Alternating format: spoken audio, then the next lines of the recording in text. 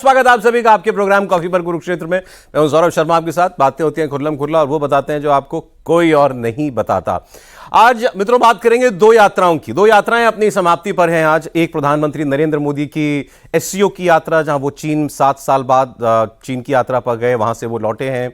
Xi Jinping के साथ बातचीत, पुतिन के साथ बातचीत, कार में हुई प्राइवेट बातचीत, बड़ी बड़ी खबरें निकल के वहां से आई हैं।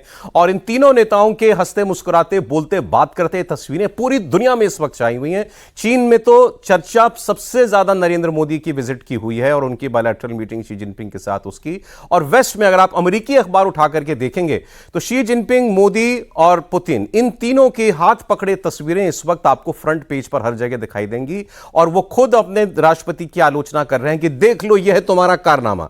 भारत जैसे मित्र को तुमने अपने दुश्मनों की बाह में जाने के लिए मजबूर कर दिया, मतलब रशिया और चीन के पाले में जाने के लिए मजबूर कर दिया। लेकिन क्या भारत ने ऐसा किया है?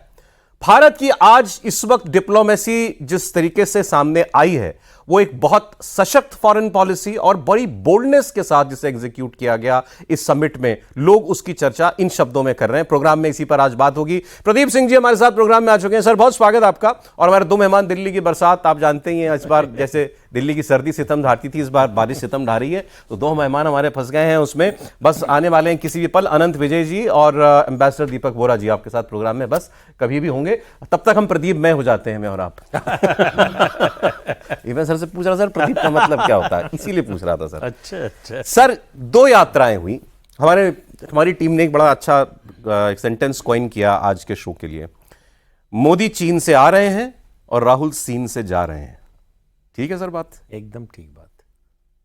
भाई, जिस तरफ का ग्रैंड फिनाले राहुल गांधी की यात्रा के बाद आज पटना में होना चाहिए था, उसका अंश बराबर भी नहीं दिखाई दिया। और मोदी हेडलाइन बने हुए पूरी दुनिया में, और देश में भी।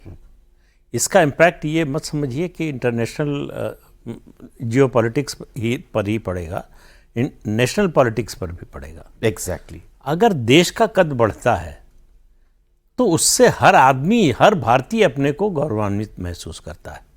देश का अपमान होता है, देश पिछड़ता है, देश कमज़ोर होता है, तो सबके मन में कमज़ोरी आती है। तो इस समय भारत की जो जियोपॉलिटिक्स में स्थिति है, वो हर देशवासी के लिए गौरव का विषय है। आप पाकिस्तान के सोशल मीडिया चैनल्स देख लीजिए। मतलब मुझे लगता नहीं कि पाकिस्तान के हुक्मरानों को इतनी गाली उन्हीं के लोगों ने कभी दी होगी। वहाँ पूछा जा रहा है शहबाज शरीफ से कि आखिर आप वहाँ गए क्यों थे? हाँ। जरूरत क्या थी जाने की? तो जिस तरह वीडियो देखा आपने शहबाज शरीफ का वीडियो? हाँ भाई, शहबाज शरीफ ऐसे ट्रोल हो रहे हैं। सही कह रहे हैं आप, उनके देशवासी इतनी बेइज्जती महसूस कर रहे हैं। वो जहां जाते हैं तो कुछ ना कुछ गुफअप करते हैं। वो एक बार पुतिन के सामने गए थे कुछ टाइम 2022 में, तो ईयरफोन नहीं पहन पा रहे थे, तो पुतिन भी हंस पड़े। इस बार ये हुआ कि वो खड़े हैं लाइन में फोटो खिंचाने के लिए, अपनी जगह पर खड़े थे। इधर से पुतिन और शी जिनपिंग आए और पुतिन ने तो झांक लिया कि ये भी खड़े हैं, तो वो लपक के आए हाथ में लाने के लिए। शी जिनपिंग ने तो सर पलटना भी गवारा नहीं किया। और ऐसे ही मोदी और पुतिन जब जा रहे थे उनके सामने से, दोनों ने देखा ही नहीं, इग्नोर मारा, रॉयल इग्नोर मारा। तो ये तो परिस्थिति है। लेकिन आप कह रहे हैं भारत के लिए ये प्राउड मोमेंट है। क्यों? इसलिए कि आप देखिए, जो ये खास तौर से टैरिफ वॉर के बाद जो परिस्थिति बनती हुई दिख रही थी, ऐसा लग रहा था कि भारत बहुत बड़ी क्राइसिस में है। चीन से हमारे संबंध अच्छे नहीं, 5 साल से जो है बॉर्डर पर टेंशन चल रहा है। उसके अलावा जो है दुनिया भर की इकॉनमी में जिस तरह की समस्या आ रही है, स्लो डाउन आ रहा है। भारत इस परिस्थिति में भी सबसे तेजी से दुनिया की बढ़ती हुई अर्थव्यवस्था है। बिल्कुल बिल्कुल बिल्कुल। तो दूसरी बात, सर एम्बेसडर साहब को बुलाएं। सर आइए, प्लीज प्लीज प्लीज प्लीज आइए सर। अरे भाई, आपको कोई रोक, सर आप भारत को कोई रोक सकता है? और आप भारत की आवाज है। आपने बहुत मुझे जो कहा है ना, अब मैं रो पड़ूंगा। आपने फिर कहा, देखिए आप वो तो लेपल लगा के आए, I am a nationalist.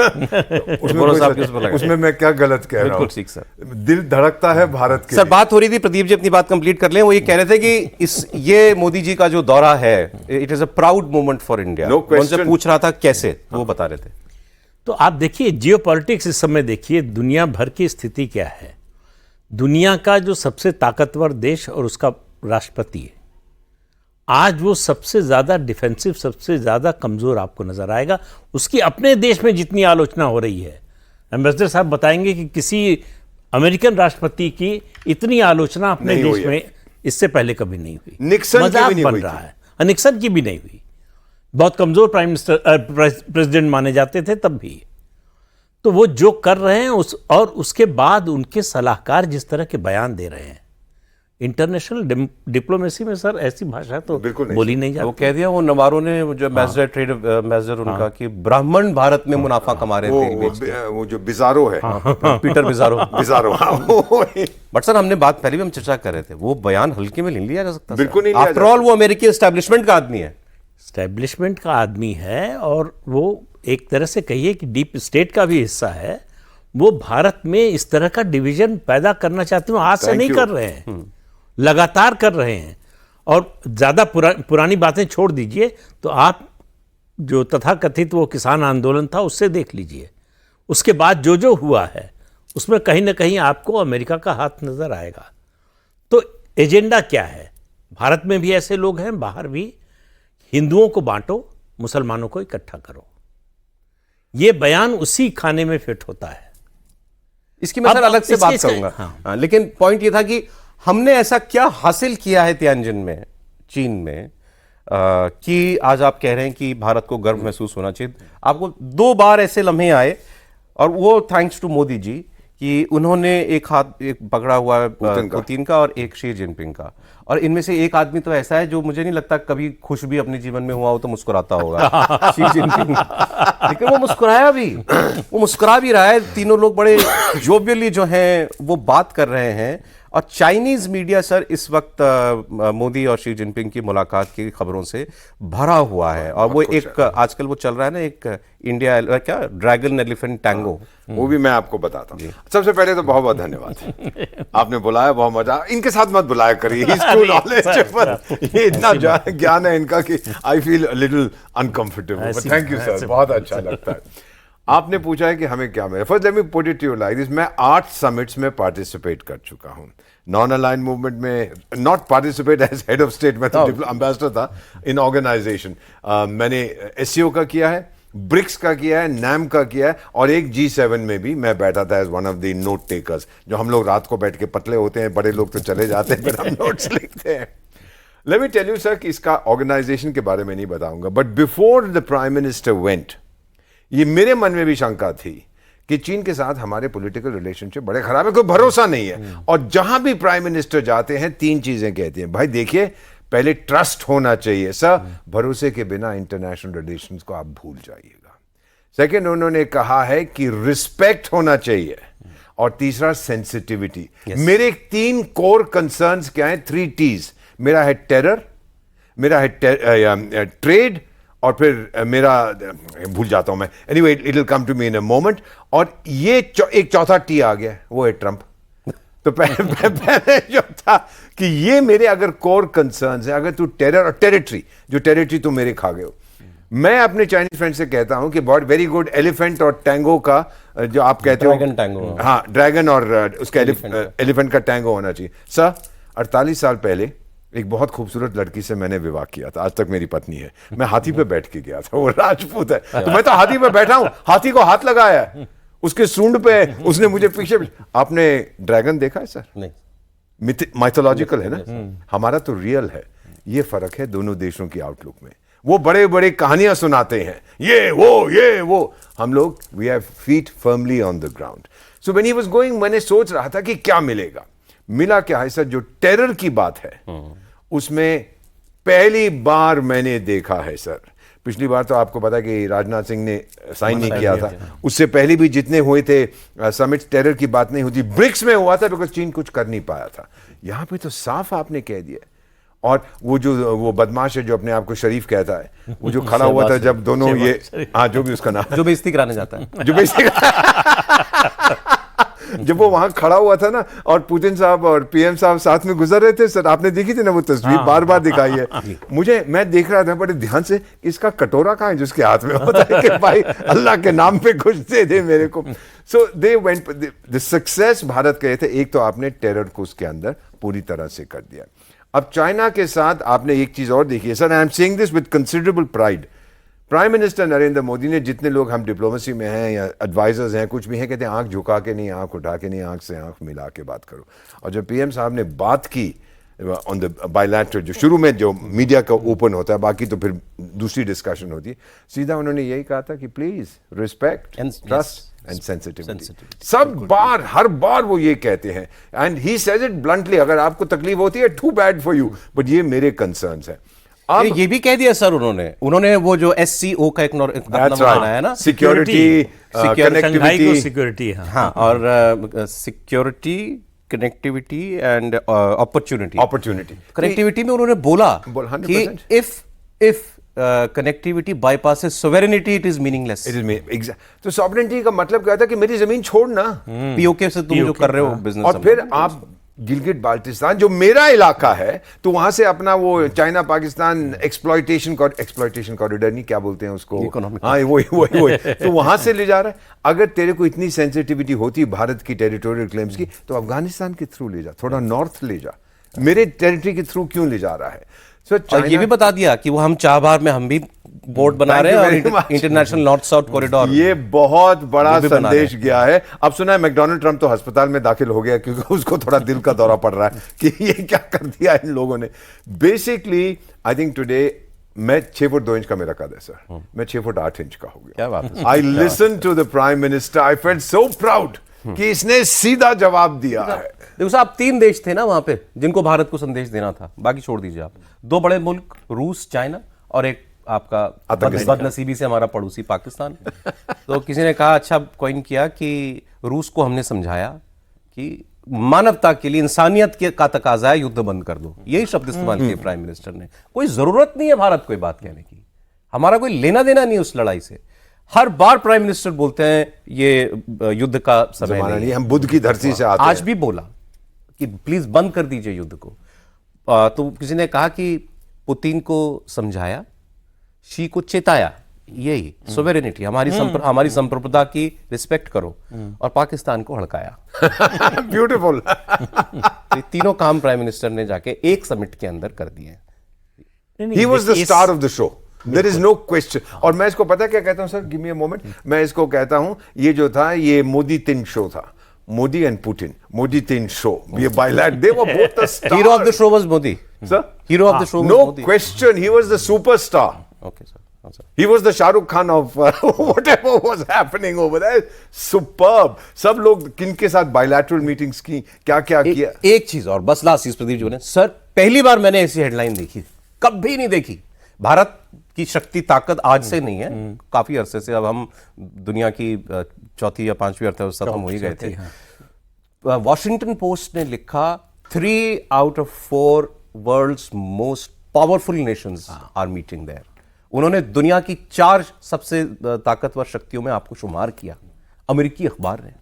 Thank you. और जो भारत को पसंद नहीं करता जी। और नहीं, आप ये देखिए कि चीन से जो अभी इसी समिट में चीन ने कहा कि भाई जो ट्रेड रिलेशंस हैं, दूसरे रिलेशंस हैं, उन पर जो सीमा विवाद है उसका असर नहीं पड़ना चाहिए। तुरंत खंडन विदेश मंत्रालय से आया कि सीमा पर अगर शांति नहीं होगी तो कुछ नहीं होगा, तो ट्रेड नहीं हो सकता है। हम चुप भी रह सकते थे कि ये मौका नहीं है, टाल देते हैं। लेकिन और दूसरी बात, प्राइम मिनिस्टर को आप देखिए, चीन पर हम भरोसा नहीं कर सकते जी। जब भरोसा किया उसने धोखा दिया। तो आनंद विजय जी भी आ गए। सर स्वागत, सर स्वागत। मुबारक हो, मुबारक हो, स्वागतम। ये सीधा अभी चाइना से आ रहे हैं ना, तो थोड़ा लेट हो गया। सर तो उनको मालूम है चीन और जापान के रिश्ते कैसे हैं। चीन इतने बड़े समिट के लिए जा रहे थे वो, और उसके बाद भी वो पहले जापान गए। तो चीन को ये मैसेज कि हमारे पास ऑप्शंस बहुत हैं, ऐसा हम मजबूरी में ये क्वाड का मेंबर है। हाँ, क्वाड के मेंबर है, से मिलके एससीओ के पेपर गए फिर। जी बिल्कुल सही। तो दूसरी बात आप देखिए कि जिस तरह से पहलगाम का जिक्र हुआ है, जो जॉइंट डिक्लेरेशन है, इसमें ये ठीक है कि जफर एक्सप्रेस का भी हुआ है, वो होना ही चाहिए। आतंकवाद, हम तो हमेशा कहते हैं कि आतंकवाद में कोई भेदभाव नहीं करना चाहिए। ये मेरा आतंकवाद, ये तुम्हारा आतंकवाद, इस पर भारत विश्वास नहीं करता है। लेकिन चीन को अभी ऑपरेशन सिंदूर को कितने दिन हुए?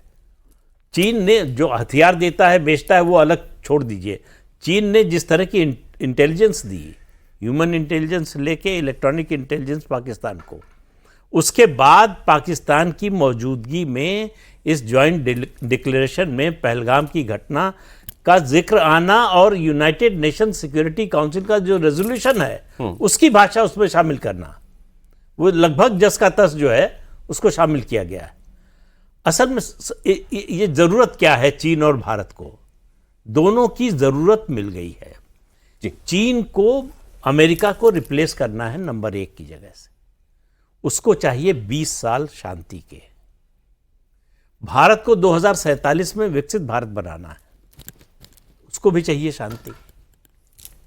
लेकिन जब तक ये बॉर्डर पर इस तरह का चलता रहेगा, अभी भी दोनों देशों की 50-50 हजार सेनाएं जो है बॉर्डर पर खड़ी हैं, तो ऐसी हालत में तो जो है कोई ट्रेड लंबे समय तक चल नहीं सकता, संबंध सुधरने का सिलसिला चल नहीं सकता। दूसरी बात, चीन की जो ये शर्त है कि हम तो डूरन लाइन को मानते ही नहीं है, और चीन की के साथ जो समस्या रही, आप देखिए कि जब से मतलब 62 के मैकमोहन लाइन की बात कर रहे हैं या डूरन लाइन? वो तो Afghanistan, sorry McMahon, sorry McMahon की बात, हाँ, मैकमोहन। तो अब ऐसे में जो है सीमा का विवाद सुलझे कैसे? आप सीमा के विवाद की बात कीजिए, चीन पहले शुरू करेगा 30 साल पहले, 30 साल पे आप मान जाइए, कहेगा 50 साल पहले ऐसा था, 50 पर मानिए तो कहेगा 75 साल पहले ऐसा था। चीन सीमा का विवाद सुलझाना नहीं चाहता, वो इसको एक प्रेशर पॉइंट के रूप में इस्तेमाल करते रहना चाहता है, लेकिन इससे बात आगे बढ़ेगी नहीं। तो फिर हमें क्या मिला इस वक्त, इस बार चीन से क्या मिला? हमें चीन से मिला, देखिए चीन की हमें बहुत ज़रूरत है, हमको रेयर अर्थ मैग्नेट चाहिए, हमको टेक्नोलॉजी चाहिए, चीन का इन्वेस्टमेंट भी चाहिए और चीन का बाजार भी चाहिए। हमारा जो ट्रेड डेफिसिट है बहुत ज़्यादा है, 100 बिलियन हम चीन से खरीदते ज़्यादा हैं, बेचते कम हैं। चीन अपने बाजार हमारे प्रोडक्ट्स के लिए खोले, ये सब हमें चाहिए। और सबसे बड़ी चीज़ हमको चाहिए सीमा पर शांति। नहीं, अब आपको लगता है इसके बाद शांति कायम रहेगी? ऐसी उम्मीद कर सकते हैं, ठीक है, रहेगी कि नहीं पता नहीं। 100% होगी, बिकॉज पूरी दुनिया के सामने आपने स्वीकार किया है that we want tranquillity on the borders. ये बिल्कुल सही इन्होंने कहा है, ब्रिलियंट परसेप्शन कि आप कह रहे हैं कि हम पहले बॉर्डर इशू को भूल जाओ, एज की बात करो, उसकी बात करो, शादी करो, बैठ के खाना खाओ साथ में, ये करो, कॉफी पियो ना, पहले बॉर्डर सॉल्व करो, उसके बाद बाकी चीजें करेंगे। We have made it very clear. और जब तक ये नॉर्मल नहीं होगा, मेरी जमीन वापस नहीं करो। I wanted to add to जो ये कह रहे थे, give me 15 second please sir. आपको याद है माओ डिंग डोंग होता था एक लीडर, शायद आप बहुत छोटे उम्र में, आपको याद होगा माओ डिंग डोंग, चीन का माओ डोंग डोंग। तो माओ डोंग डोंग ने 1962 जब मैं अनाथ हुआ था, हमला किया था उन लोगों ने सर हम पर, और फिर यूनिलैटरल सीज फायर, और उसने कहा कि जो जमीन हमको चाहिए थी, हमारी थी, हमने ले ली है। 10 साल के बाद ओ भूल गए, अभी तो 50,000 स्क्वायर किलोमीटर में और चाहिए, जो आप कह रहे थे। उसके बाद हमने कहा अच्छा 25 साल के बाद अरे अभी तो 1 लाख स्क्वायर किलोमीटर और चाहिए। गोल पोस्ट शिफ्ट होता है। उसके पास क्या इंसेंटिव है कि वो ये बॉर्डर डिस्प्यूट आगे ना बढ़ाए भारत के साथ? ये उसको मैनेज करना चाहता है, मैं भी मैनेज करना चाहता हूं, उसका भी खर्चा हो रहा है। ये नहीं है कि वो मुफ्त में 50,000 वहां। तो ये बात उसको समझ में आ रही है अब मेरे को लगता है जो झापड़ पड़ा था गालवान में, और अब वो दुनिया पूरी देख रही है। फिलीपींस के साथ उसकी समस्या है, वियतनाम के साथ समस्या है उसकी, ऑस्ट्रेलिया के साथ, जापान के, सबके साथ समस्या है। वो समझ रहा है कि खर्चा बहुत सर आपके आने से पहले जो है एक वाक्य केवल असली बात जो समझ में आई गलवान के समय, जब हम कैलाश हाइट्स पे बैठ गए थे, टैंक लेकर हमारी स्पेशल फोर्सेस पहुंच गई थी। उस समय हम अगर चाहते तो कैलाश मानसरोवर पर कब्जा कर लेते, भारत में आ जाता। चीन वो उस बात को समझ नहीं पाया कि हुआ कैसे और हमको पता कैसे नहीं चला। ठीक है सर, दो तीन बातें जो आपके नटशल में। एक सर ने एक तो बात ये कही कि भाई इस SCO समिट के स्टार मोदी थे। ये चीन के अखबार भी कह रहे हैं, अमेरिका के अखबार भी कह रहे हैं। उन्होंने सर ने ये कहा कि इस वक्त भारत की विदेश नीति ने जो प्रदर्शित किया है कि आप ट्रंप के सामने भी नहीं झुक रहे हो, आप चीन को भी आंख में आंख डाल के सच्चाई कह रहे हो, तो ये भारत के लिए गर्व का लम्हा है इस वक्त का। पहले आप इन दोनों बातों से एग्री करते हैं क्या? सर देखिए, एक तो जो विदेश के अखबारों ने लिखा है, उनकी हेडलाइन, चाहे वॉल स्ट्रीट जर्नल ही क्यों ना, सबकी हेडलाइन ये है कि 3 of the 4 सुपर मैं वही पावर्स बता आर देयर, है ना? Wonderful. ये शायद आप लोगों ने चर्चा अभी की बोला होगी। जी। तो मुझे लगता है कि वैश्विक स्तर पर भारत की विदेश नीति की जो एक व्याप्ति हुई है और जो उसकी स्वीकृति हुई है, वो एक बहुत बड़ा, इससे बहुत ज्यादा उत्साहित होने का नहीं है, लेकिन जो हमारी विदेश नीति है या किसी की विदेश नीति है वो बहुत नुआंस्ड चलती है। ये क्या कारण था? मैं तो सिर्फ ये जानना चाहता हूं कि यूएस एम्बेसी इन इंडिया को ये कहना पड़ा कि हमारी friendship is on the highest height. Thank you so much. और मार्को रूबियो ने भी तो कुछ ऐसा ही कहा है। मैं ये कह रहा हूं कि आज अमेरिका की विदेश नीति जो है वो मुझे थोड़ा कंफ्यूज लग रही है। दीपक सर बेहतर बताएंगे। वहां एक बोस्टन ब्राह्मण की बात कर रहा है और यहाँ उनका जो यूएस एम्बेसी है वो कह रहा है कि भारत हमारा बहुत पुराना, बहुत 10 सेकंड देरी सर, थैंक यू, आपने बात याद दिला दी। मैं ये बता लिख के लाया था कि बात प्लीज इंपॉर्टेंट है। हमने क्यों कहा कि ट्रंप को भी अब बुद्धि आ रही है, या कम से कम ट्रंप सरकार को तो आ रही है, ट्रंप को भले ही ना आ रही हो।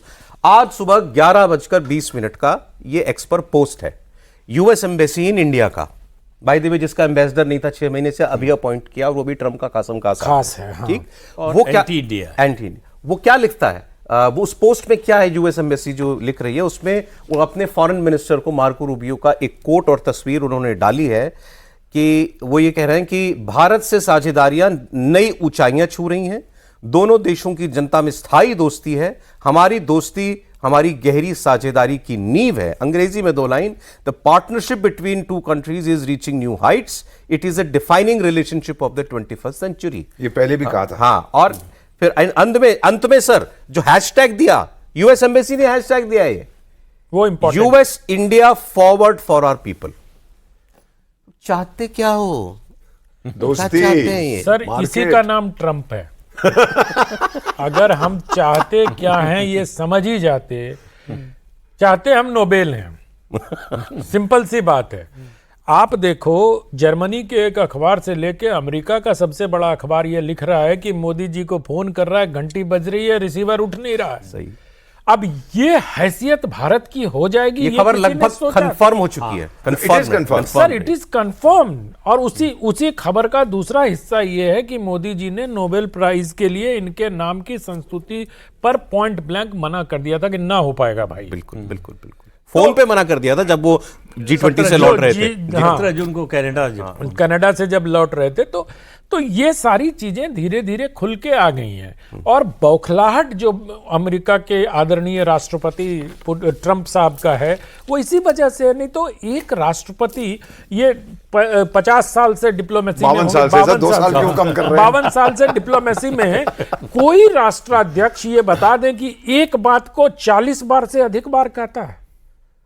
ये मतलब it's an OCD, obsessive compulsive frustration है सर। रादर अगर आप कहें तो मुझे ऑब्सेशन से ज्यादा ये फ्रस्ट्रेशन लगता है, क्योंकि वो एकदम फ्रस्ट्रेट हो गए हैं। तो अगर आज जो तस्वीरें वहां से आ रही हैं और जिस दमदारी से प्रधानमंत्री ने आतंकवाद की बात रखी वहां जो अपने एड्रेस में, वो बहुत इंपॉर्टेंट है। और आज तो आज क्या है, अब थोड़ा सा विदेश नीति से अगर मैं देश में आ जाऊं तो कांग्रेस के तमाम प्रवक्ता प्रधानमंत्री से शी जिनपिंग की और प्रधानमंत्री से मोदी की दूरी फीट से नाप रहे हैं और गोला लगा के, पुतिन से, और गोला लगा के लिख रहे 2.5 इंच 3.7 इंच। ये थोड़ी ना विदेश नीति होती, ये आपका भी फ्रस्ट्रेशन शो करता है। सही बात ये है कि आज विदेश नीति का जो मुजाहरा एससीओ में हुआ है वो अंडरलाइन करने योग्य है। मैं प्रशंसा बिल्कुल नहीं करता हूं। मैं कहता हूं उसको फॉरेन जो विदेश इंटरनेशनल पॉलिटिक्स में इसको एक केस स्टडी के तौर पर देखा जाना चाहिए कि इतने कम समय में अमेरिका को एक तरीके से रीथिंक करने पर भारत ने मजबूर कर दिया। बिल्कुल बिल्कुल। अब और आपने जिनकी बात की भारत की इंटरनल पॉलिटिक्स की, उसका भी जिक्र कर लेते हैं। हमने शुरुआत में कहा था सर 2 यात्राओं की, राहुल गांधी की यात्रा भी आज खत्म हुई, रैली नहीं हो पाई, यात्रा हुई।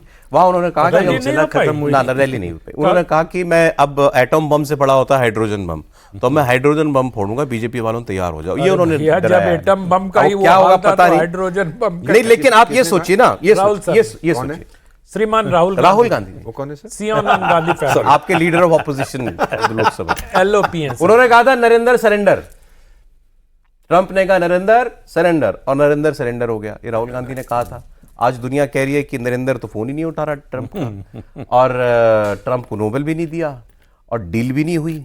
उन्होंने ये भी कहा था कि जो ट्रंप बोलेगा ट्रेड पर मोदी वही करेगा, वो तो मोदी ने नहीं किया। इंतजार करो, बस होने वाला है। वो तो नहीं किया, तो वहां भी सरेंडर नहीं हुआ। सर दो तीन बात एक एक करके उनकी बातों का जो हो रहा है वो, और आप ये सब ओपन में है ना। Narendra surrender, dead economy, Trump ने कहा डेड इकोनॉमी, राहुल गांधी ने कहा इको हुआ, इको। भारत का लीडर ऑफ ऑपोजिशन, इकोड, एक दूसरे देश के राष्ट्राध्यक्ष जो आपकी इकोनॉमी को गाली दे रहा है, आपके देश को ही गाली दे रहा है ना, डेड इकोनॉमी। बिल्कुल। आप उसकी हाँ में हाँ ही नहीं मिलाते। आप कहते हैं आप थैंकफुल, आई एम थैंकफुल। किसी ने तो कहा, ट्रंप ने कहा चाहे कि भारत की इकोनॉमी तो मृत इकोनॉमी। नहीं, मीडिया से पूछा, आप लोगों को नहीं मालूम? 7.8% ग्रोथ रेट आ गया पहले क्वार्टर। कहां कौन सी डेड इकोनॉमी मेरे होगी? दिमाग में तो एक चीज आ रही है प्रदीप जी, कि वो कहां गए लोग जो कहा करते थे हिंदू रेट ऑफ ग्रोथ। वो खत्म हो गया ना सर। 3% से ज्यादा तो जा ही नहीं जा ही नहीं 2%, सकता। 2.5% वो वो खत्म हो कहां है sir Hindu rate of growth वाले? आ गया ना हिंदू रेट ऑफ ग्रोथ। उसके अलावा सिर्फ लीडर ऑफ अपोजिशन नहीं, ममता बनर्जी की पार्टी की एक पढ़ी लिखी पूर्व पत्रकार सांसद ने बोस्टन ब्राह्मणिज्म समझाया है एक्स पर पोस्ट करके। अच्छा। कि बोस्टन ब्राह्मण्स का मतलब क्या होता है। 18वीं शताब्दी में एक राइटर ने बोस्टन ब्राह्मण्स किया, तो जो पढ़े लिखे लोग होते हैं, जो मजबूत Oligarchs लोग जो होते हैं, हैं, उनके लिए ब्राह्मण ये इस्तेमाल प्रयोग किया जाता होता है। मतलब मुझे ये समझ में नहीं आता कि इतने पढ़े लिखे लोग यहाँ, इतने विद्वान, और कहाँ कहाँ ऑक्सफोर्ड और कैम्ब्रिज में शायद उनके बायोडाटा में देख रहा था पार्लियामेंट में, तो वहां से पढ़ लिख के लोग आए हैं और सिंपल ब्राह्मणिज्म को बोस्टन ब्राह्मणिज्म बता रहे हैं। उनके लिए मतलब कहने का ये है कि भाई ये इलीट लोग जो भारत में है, उन्हीं लोगों को रूस से संबंध रख के फायदा हो रहा है। जो एक मिनट सर, और जो तेल आ रहा है भारत में, चलो मैं उसी की बात करता हूं जिसने बोस्टन ब्राह्मणिज्म का। जो तेल खरीद रहा है, खरीदने वाला मोदी ब्राह्मण है, मोदी ब्राह्मण, भारत खरीद रहा है। मोदी अच्छा भी क्यों चलो खरीद रहा है? अभी तो फैसला अंबानी खरीद रहा है। अंबानी, मैंने तो पूछा ब्राह्मण अंबानी है। ब्राह्मण होते हैं क्या? अडानी ब्राह्मण है क्या? नहीं, इनका हम मान ये लेते हैं कि बात पैसे मतलब वाले हैं, मूर्खतापूर्ण अंबानी को बात फायदा करें। हो रहा है। हाँ, ये बात मतलब ये तो फैक्ट है, इसमें कोई दो राय नहीं है। हम जो लोग ऐसा कहते हैं उनसे एक सवाल है कि मान लीजिए भारत तेल रूस से नहीं खरीदता, राइट, तो क्या होता? इस समय $150-200 पर बैरल होता तेल का दाम। पाकिस्तान भुगत उसकी रहा है। कीमत कौन चुकाता? हम आप चुकाते, अंबानी थोड़े चुकाता। अंबानी को अपनी गाड़ी में पेट्रोल भराने में थोड़े समस्या होती। अमेरिकी टैरिफ का इससे तेल से लेना ही देना नहीं है। आपको क्लियर हो गया ना? नहीं है। ये तो वो नोबेल वाली बात है, ठीक बस, कह रहे हैं। वो वो अड़ी पे है वो बात कि मोदी ने मेरी सुनी नहीं, वही बात मैं है। एक चीज आपसे पूछना चाहे संजोग, आप लोग तो बहुत मुझसे कहीं ज्यादा आपकी जानकारी है। मुझे एक चीज बताइए सर, ये मीटिंग हुई है बिटवीन नरेंद्र एंड व्लादिमीर, क्या ये संजोग है? नरेंद्र का मतलब होता है नारा इंद्र, जो इंसान का लीडर होता है, इंसान का भगवान होता नर का है, नरेंद्र नर का। और व्लादिमीर का होता है king of the world, always victorious, जो हमेशा जीतता है, जो बॉर्न लीडर है। ये देखिए क्या संजोग है, नरेंद्र इज मीटिंग व्लादिमीर, इनके नाम इंटरचेंज कर एक खबर दे दूं आपको इस पर, अभी आप जाइए गूगल कीजिएगा, सब जगह छपी हुई खबर। ये आप ये एससीओ समिट में जब सब लोग बोलते हैं लीडर्स, वो गोले में जब सब लोग नेता बैठे होते हैं, वहां बोले, सब बोले। उसके बाद बायलैटरल होनी थी मोदी जी और पुतिन की, एक दूसरे वेन्यू पे, जहां समिट हो रहा था वहां नहीं, दूसरे वेन्यू पे, तो गाड़ी से जाना था। Putin waited for 10 minutes for PM in the car for prime minister Modi कि ये मैं चाहता हूं ये मेरे साथ चलें। तो वो 10 मिनट उन्होंने गाड़ी में बैठ के वेट किया कि मोदी अंदर से आएंगे, फिर मोदी आए, फिर तस्वीर खींची जिसमें दोनों गाड़ी में बैठे हैं, जो नरेंद्र मोदी ने पोस्ट की सोशल मीडिया पर। आगे सुनिए, रशियन रेडियो ये कह रहा है कि ये वेन्यू पहुंच गए, इंटरनेशनल नेता हैं, कितनी देर लगी होगी? 1 मिनट, 2 मिनट, 5 मिनट में पहुंच गए होंगे दूसरी जगह। 50 मिनट गाड़ी से उतरे नहीं दोनों नेता। और इसके लिए बारे में रशियन टीम का ये कहना था, maybe they were discussing something which was for no one else's ears. May I say this after इसका सिग्निफिकेंस मैं 52 इयर्स इन डिप्लोमेसी, मैं भी बैठा हूं गाड़ी में, दो लीडर्स बात करते हैं और मुझसे कम से कम 2 बार माय लीडर हैज सेड जरा कान बंद कर लीजिएगा। इसका मतलब है कि मत सुनिए हम क्या बात कर रहे हैं, फिर ऐसे करके बैठ जाते। सर सिग्निफिकेंस इसका ये है, दे हैव डिस्कस, और मेरा मानना ये है, आपको पता है कि यूक्रेन जिसके पास अब कोई दम नहीं बचा, अमेरिका की इंस्टिगेशन के साथ और यूरोप की, वो फेंक रहे हैं मिसाइलें रूस के ऊपर, और परसों है परेड, एंटी जापान परेड, हमको बुलाया नहीं गया है। पाकिस्तान जिसका जन्म भी नहीं हुआ था जब दूसरा विश्व युद्ध खत्म हुआ है, तो उसको बुलाया। Doesn't matter। मैं तो बेशक जाने भी नहीं लगा था, क्योंकि एंटी जापान तो मैं स्वीकार ही नहीं करूंगा, there is no question about it. लेकिन ये दो लीडर्स, मेरा मानना है, आपको याद है सर वो विंटर ओलंपिक्स हो रही थी जब पुतिन साहब ने इन्वेड किया था, जब वो बीजिंग गए थे और उन्होंने कहा होगा कि मैं यूक्रेन को सबक सिखाना चाहता हूं, तो पिंग पोंग साहब उस समय अपना चश्मा जो पहनते हैं नॉर्मली उन्होंने उतार के देखो, अच्छा दो ओलंपिक खत्म हो जाए फिर ठोकियो उनको। अब मेरा मानना है, उसने कहा विक्ट्री डे परेड खत्म हो जाए फिर जाके ठोकियो जितना ठोकना है उनको। दिस इज दी मेरा मानना है अंडरस्टैंडिंग। और पुतिन साहब और पीएम साहब की जो बातचीत हुई है सर, ये यूक्रेन वाले में तो फोन किया है और अभी तो वो बिजारो कहता है, बिजारो ने कहा है ना कि road to peace lies through New Delhi. ओ बल्ले बल्ले, मेरी छाती तो हंसी है। लेकिन मैं आपसे एक चीज जानना चाहता हूं सर कि क्या वर्ल्ड डिप्लोमेसी में ऐसा उदाहरण है कि दो नेता एक वेन्यू से दूसरे वेन्यू में गए और होटल पहुंच के होटल की पार्किंग में गाड़ी खड़ी करके 15-20 मिनट तक बात करते हैं? 50 मिनट सर, नहीं वो तो रास्ता हाँ, 50 मिनट से ये बड़ा रेयर होता है, इसका बहुत सिग्निफिकेंस है। क्या बात की वो कोई हमें कभी नहीं बताएगा, बट बेसिकली दोनों के बीच में भरोसा, उनकी बॉडी लैंग्वेज से, उनकी आंखों में अगर आप देखिए किस तरह से how they were smiling and laughing, हाथ पकड़ के जा रहे थे when they were going passing by that, वो क्या है वो भिखारी, वो भिखारी क्या नाम है उसका, बदमाश शरीफ, वही जो उसके सामने से गुजर रहे थे हाथ से हाथ। You know this says a lot to me. और वो कैसे खड़ा है सर? वो हाथ में कटोरा नहीं था उसके, जैसे वेटर होते हैं खड़े। मैंने सोचा था चाय बांट रहे लोगों ने कहा नहीं कटोरा है हाथ में, तो देख लीजिए सर। अब जरा आखिरी के 2-4 मिनट, जब आपने शुरुआत में कहा था कि इसका असर देश की राजनीति पर भी पड़ेगा, तो ये मैंने 2-3 इंस्टेंसेस बताए जो राहुल गांधी ने आरोप लगाए वो गलत साबित हुए विद टाइम। तो आज राहुल गांधी कहां खड़े हैं और मोदी कहां? राहुल गांधी का कौन सा आरोप सही साबित हुआ? एक इम्पैक्ट तो रहेगा। अगर वैसे मैं बताऊं, अगर मैं डेविल्स एडवोकेट प्ले करना चाहूं, करता हूं, चलिए, तो मैं ये कहूंगा कि मैं कांग्रेस पार्टी का प्रवक्ता हूं कि मोदी ट्रंप के आगे नहीं झुके, ये राहुल गांधी की वजह से है। राहुल गांधी ने ऐसा माहौल बना दिया कि आप सरेंडर कर ही नहीं सकते थे ट्रंप के सामने। एक बिहार में माहौल क्यों नहीं बनाया कि सरेंडर ना करते? जब उन्होंने कहा नरेंद्र सरेंडर, तब राहुल गांधी कहां थे? ये भी बात सही है, बहुत अच्छा। अगर इतनी ताकत है आप में, आप ये बदल सकते हैं, तो युद्ध, अच्छा, आप कह रहे हैं कि युद्ध रुकता ना, युद्ध रुकता ना, या युद्ध होता ही ना, ये हमला होता ही नहीं। तो आपको बोलना, राहुल गांधी के बारे में बोलने के लिए आपको पहले अपने अंदर के आदमी को मारना पड़ेगा। क्यों? मेरी कैसे बोलेंगे? आप मारने की बात कर रहे हैं, मेरी तरफ देख के। बिहार में कहावत है भाई, झूठ बोलने के लिए, ऐसा झूठ जिसके बारे में आपको पता हो कि ये झूठ है, वो बोलने के लिए जो है आपके अंदर जितनी भी नैतिकता है, सच्चाई है, उस सब को आपको दबाना पड़ेगा। कैसे तारीफ करेंगे आप? जो व्यक्ति अपने देश की आलोचना में, निंदा में, उसकी बुराई में, उसको घटिया बताने में गर्व महसूस करे, उसकी प्रशंसा कैसे कर सकते हैं? किस पार्टी के हैं, नहीं हैं, उससे कोई मतलब नहीं। बीजेपी का कोई नेता बोले तो भी मैं उसके लिए यही कहूंगा कि जिसको अपने देश के पर जो है गर्व नहीं है, ठीक है, वो व्यक्ति जो है वो इंसान नहीं हो सकता, किसी भी देश का नागरिक हो। मैं सिर्फ इतना कहना चाहता हूं सर, यहाँ पे अभी जब हम समाप्त करेंगे, मैं दुकान में जा रहा हूं, एक नई पतलून खरीदनी है सर। 6 फुट 2 इंच का मेरा कद है, अब देखिए छोटी हो गई है, मेरा 6 फुट 8 इंच 6 फुट 8 इंच हो गया। लोगों की छाती चौड़ी होती है, लंबे हो गए, गर्व से लंबे हो गए ये। आफ्टर 52 इयर्स इन डिप्लोमेसी आप लंबे हुए हैं। सर वो तो बचपन से लंबा हो गया, अब तो और भी लंबा हो गया। सर देश में, हाँ, देश में जो है, अगर स्टॉक मार्केट की भाषा में, नरेंद्र मोदी का स्टॉक और राहुल गांधी का स्टॉक आज कहां है? सर स्टॉक तो स्टॉक एक्सचेंज में पता तो चलेगा 29 में या 34 में। लेकिन मैं एक बात कहना चाहता हूं कि श्रीमान राहुल गांधी जो है, बिहार में एक कहावत है सर, कुरकुरो और मुरमुरो, है ना, कि दोनों चीज चाहिए उनको। जो कह रहे ना, जो डेविल्स एडवोकेट यहाँ बैठा हुआ कह रहा है कि हमने माहौल बना दिया, अरे इसके लिए भी तीक्ष्ण बुद्धि होनी चाहिए। माहौल बनाने के लिए, अब माहौल नरेंद्र मोदी ने बनाया था। आपको याद है जब नवाज शरीफ ने कहा था मनमोहन सिंह के बारे में, देहाती औरत और चुगली वाला जो उन्होंने एनालॉजी यूज किया था, तब नरेंद्र मोदी मुख्यमंत्री रहते हुए क्या बयान दिया था।